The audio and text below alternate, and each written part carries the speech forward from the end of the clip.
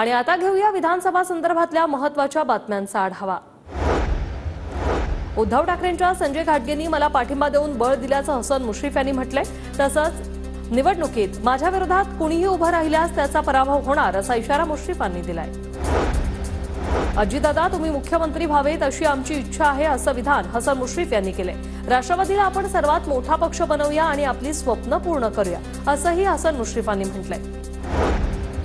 अजितदादांनी धीर सोडू नये, ते कष्टाळू आहेत। प्रशासनावरही त्यांची चांगली पकड आहे, त्यामुळे भविष्यात त्यांना मुख्यमंत्री पदाची संधी मिळू शकते असं विधान शिंदे गटाचे नेते शहाजी बापू पाटलांनी केले। पुन्हा एकदा उद्धव ठाकरेंना मुख्यमंत्री पदाच्या खुर्चीवर पाहायचं स्वप्न आहे। शरद पवार गटाचे खासदार बाळमामा म्हात्रेंनी हे विधान केले। भिवंडीत आयोजित करण्यात आलेल्या शिवसेना भगवा सप्ताहात त्यांनी सन्मान देखील त्यांचा करण्यात आलाय।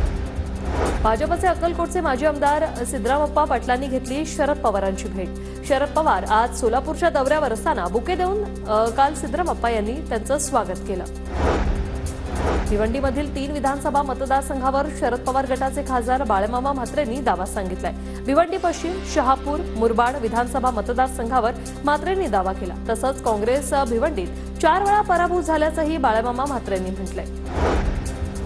शरद पवार गटाचे प्रदेशाध्यक्ष जयंत पाटील यांनी भाजपवर हल्लाबोल केला। एक शेवटचा धक्का द्या आणि महाराष्ट्रातून भाजपला घालवा अशी टीका त्यांनी केली।